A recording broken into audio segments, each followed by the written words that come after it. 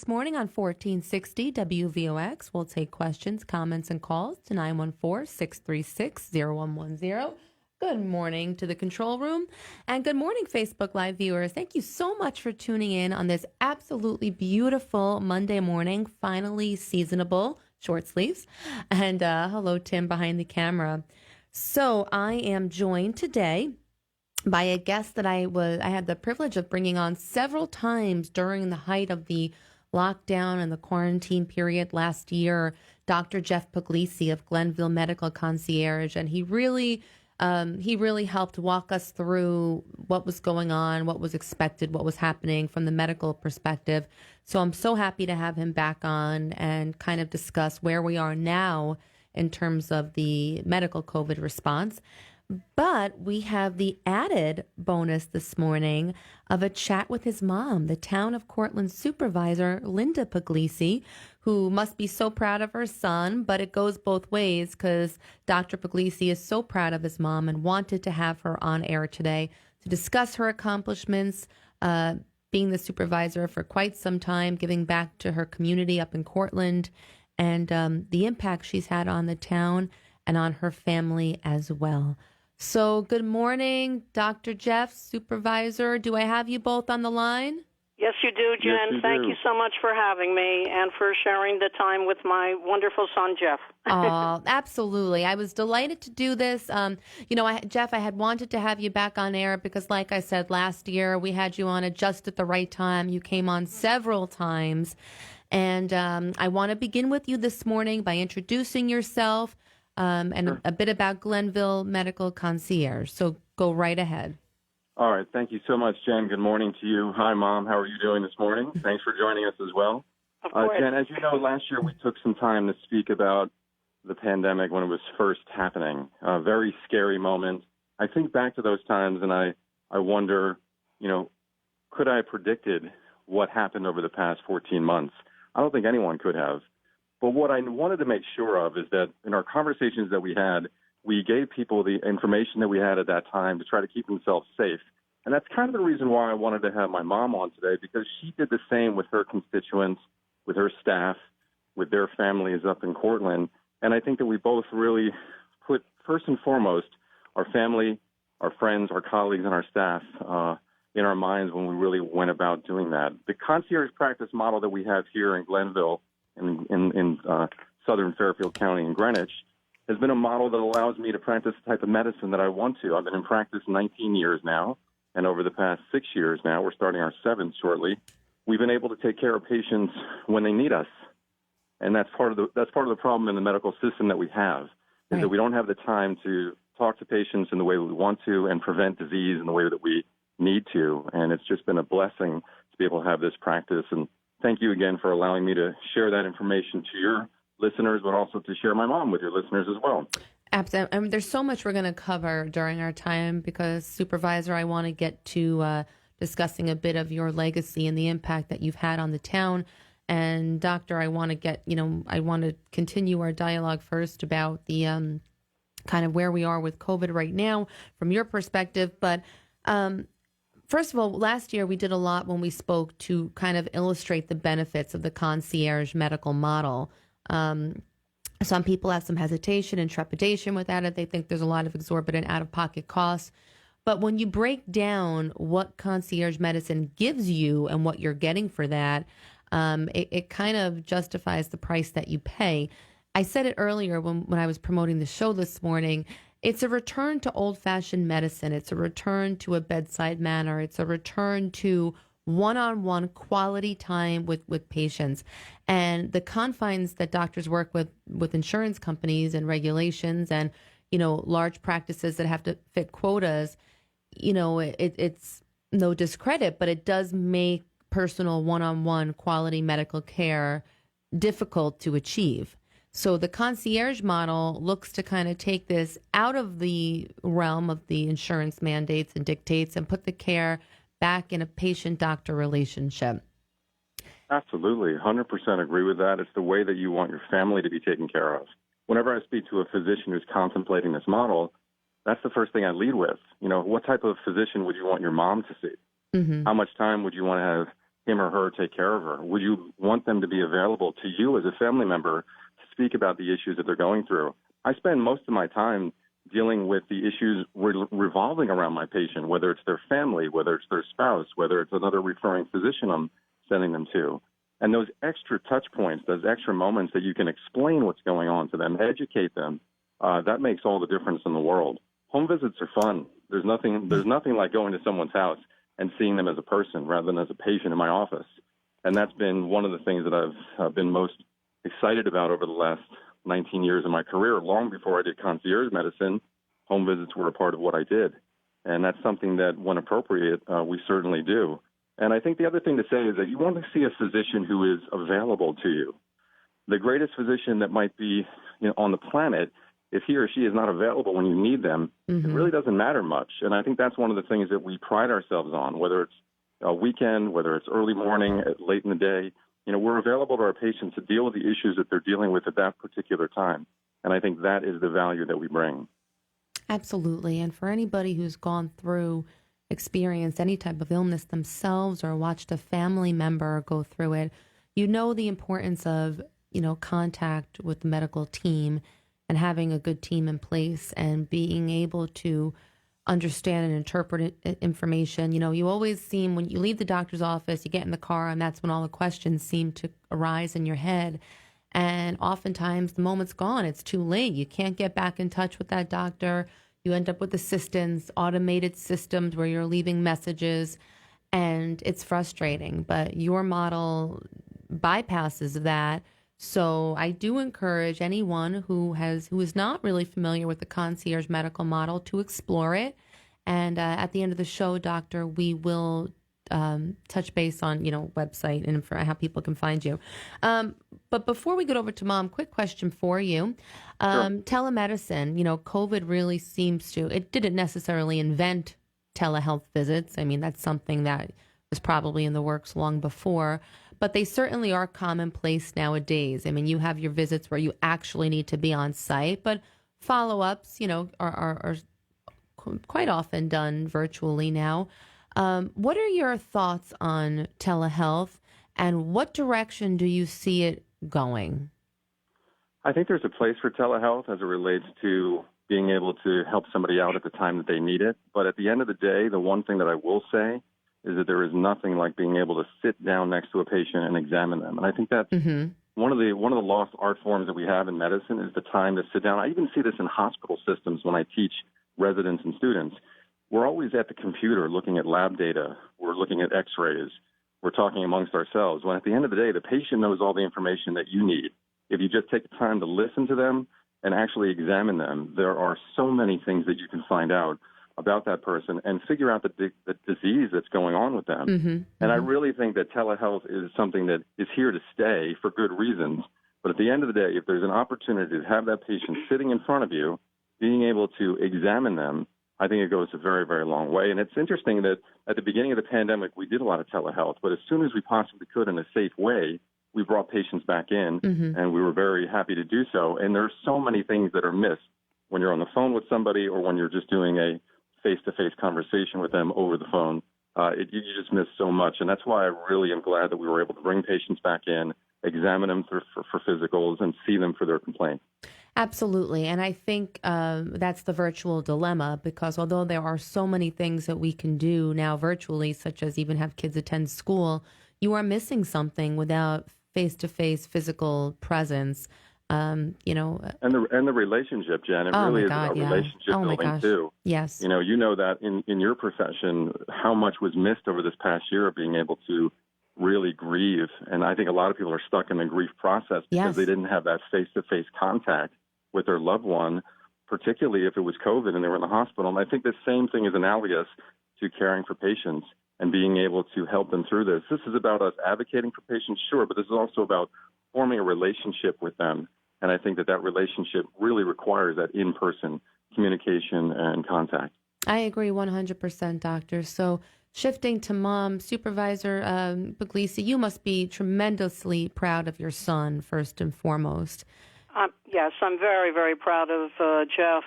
He's always thinking of others, always there to educate people and to help them. And as he said, his concierge practice is a wonderful way to be able to do that. And he's also there to help me and educate me. He was very instrumental for me as town supervisor 14 months ago when he was laying out to me what he predicted and from what he had learned about a pandemic. And so therefore I was able to take that information and bring back to my government, to my community in various ways, emails, websites, etc. And so he has given me so much over the years. He also has a twin sister, my daughter, Allie. She's an attorney in the New York City, so I'll give her a plug. Sure. But Jeff is always there for our family. He called each one of us up right away to tell us what he had learned thus far about COVID-19 and the pandemic. But as he said, none of us could have predicted the sadness that would have occurred over these last many months. But I've had the honor and the privilege of being an elected town supervisor of a pretty large town, 32,000 wonderful people over these 3 decades, and it really is an honor, Jen. My opinion is being an elected official is a privilege, and it's a wonderful opportunity to help others. And I have tried my best to do that. I'll be retiring at the end of this year. It'll be bittersweet because I've loved being town supervisor, but I'm sure it's a part time of you. to go on to other things, and of course, being with the family more will be one of them. But I just want to say that even though the sadness that we have seen during the pandemic, it also has brought communities together. And even in Westchester County, all of the supervisors and mayors, we have weekly conference calls with the county executive, George Latimer. So it's kind of like brought us together so that we can learn from each other. And in our community, neighbor to neighbor, family to family, they've reached out to help that senior who lives alone and help them, and then bring it to my attention if they need other assistance, which of course we have been doing. And and the seniors are, a really important part of being an elected town supervisor, to help them, to make their lives interesting and happy and fulfilled. And we do that for the youth and the families, and the veterans are extremely important to me also. So it has been a wonderful life journey with Jeff and Allie and our family, and I'm just looking forward to all the other wonderful things that he will do in helping others. That has been his goal from day one when he was a little guy, Oh, I'm sure. Listen, that's in you, and that desire to help and lend a hand, you're born with that. You're either born with it or you're not. So how many years specifically have you served in the capacity as Town of Cortland supervisor? This is my 30th year. 30th year. 30 years. Well, clearly you've done something right. It's a 2-year term, Jen, so every 2 years you're running for re-election. So you've been and elected I've been blessed 15 times. The people put their trust in me, and I have tried my best to give back to them. So you have a perspective that's so unique in the sense that you have seen, during your tenure, you have seen all types of changes, societal changes, behavioral changes, and then to end on this, I don't want to say high note, but to end in this climate where, are you meeting in person or are you meeting virtually when it comes for board meetings? Or we're still doing virtual Zoom meetings, obviously open to the public. The people can observe and they can come into the meeting and ask their questions, make their comments. So we'll be doing that for a little bit longer. The governor of the state allows the municipalities to do that.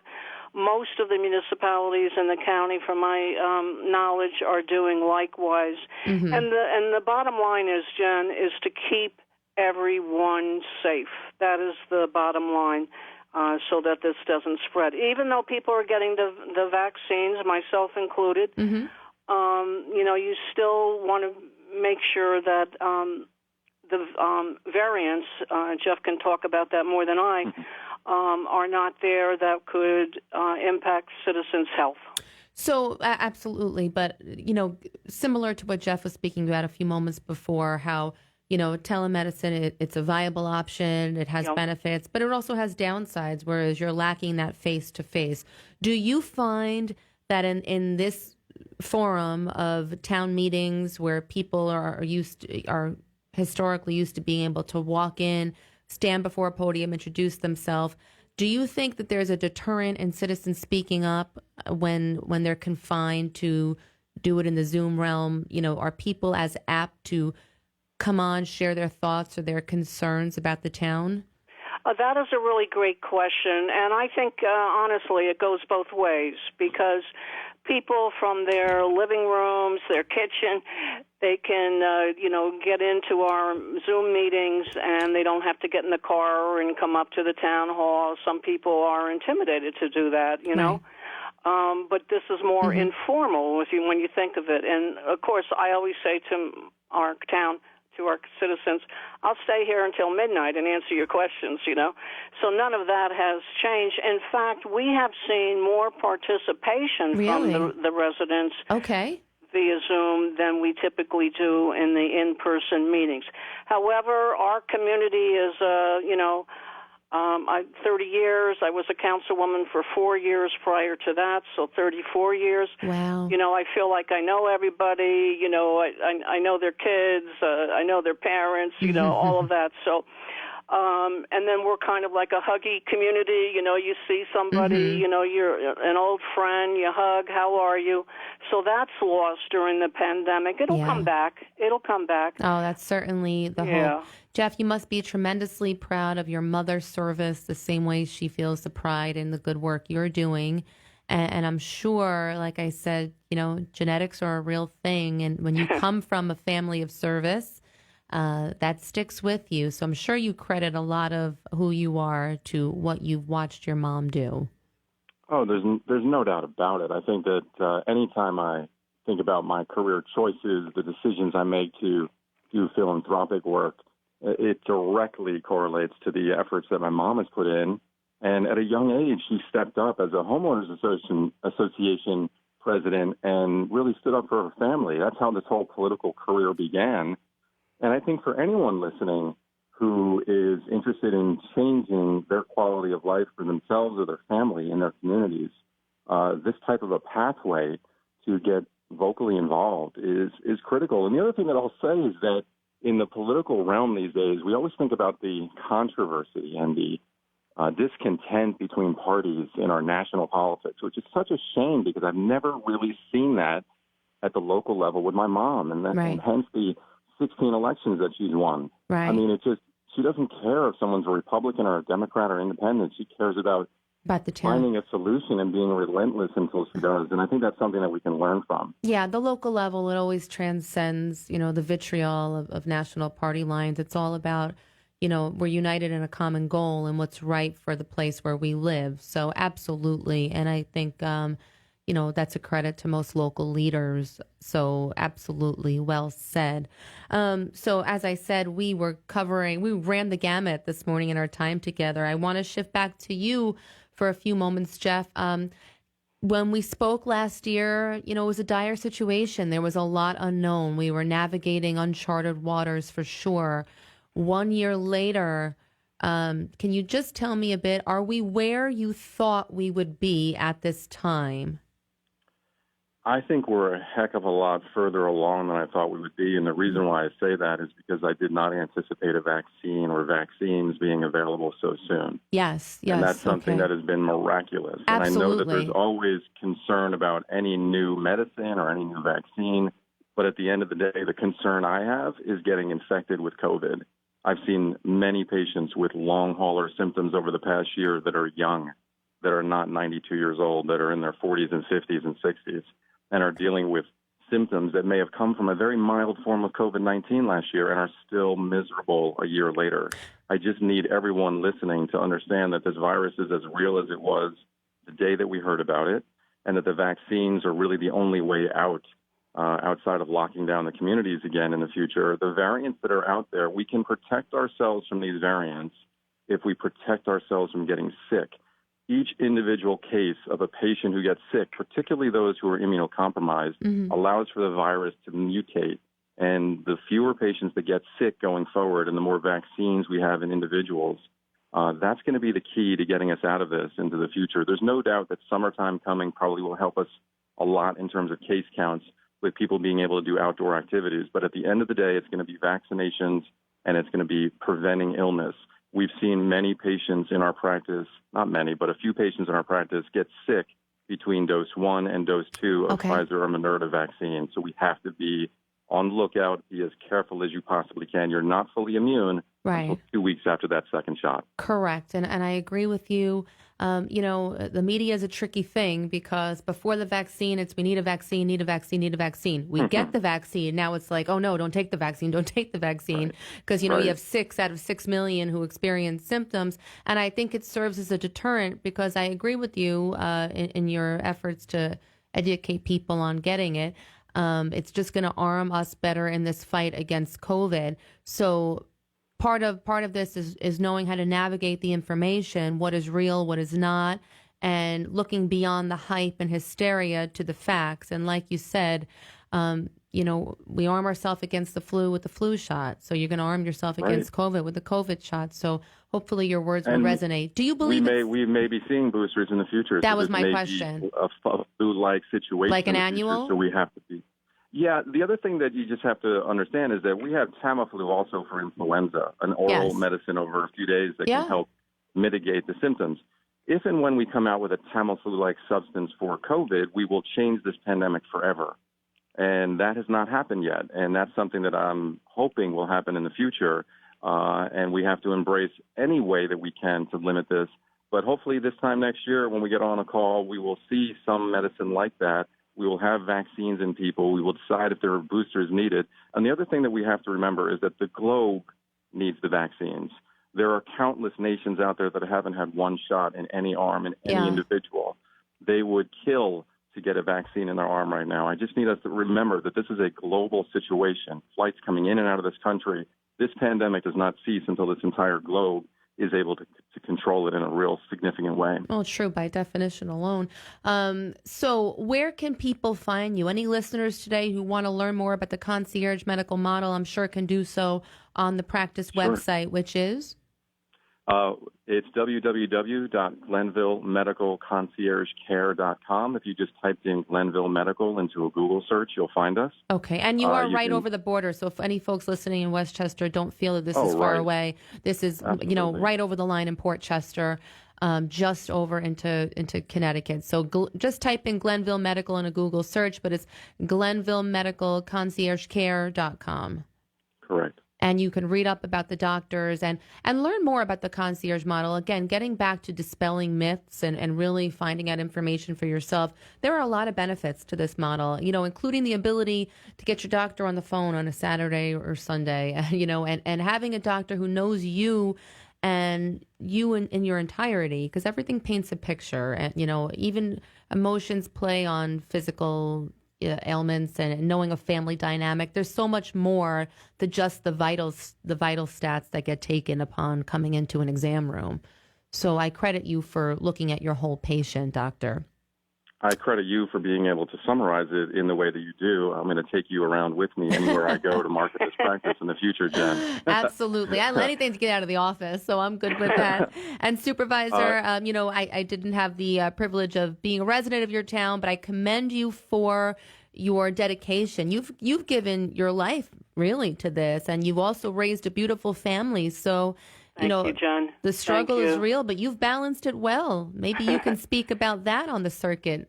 Thank you so much. We're all blessed, and everybody should just take each day and do their best to help others. And I'm so proud of Jeff, as I've said, for everything that he does. And he's been, there for our family, and we're very fortunate. We're very fortunate. So I have to ask now: is he allowed to give, to tell you when you get sick what to do, or are you still the mother and you still rely on? Because the mother's medicine is much different. Yes, he gives me good advice. When I retire, I'm doing, going to do all the battery of tests. That's for sure. Good. Well, it's good to have a doctor in the house. So you are lucky. Yes, it is. Yeah, I've had a great life, wonderful children, and I have 2 terrific grandchildren. Wonderful. Grandsons. Enjoy them all, and I thank you both for your time, Dr. Jeff Puglesi and Town of Cortland Supervisor Linda Puglesi. Thank you both. Keep up your great work. And this is Jen Graziano thanking you all for taking the time to listen as we took the time to talk. Have a great day, Westchester. Bye-bye.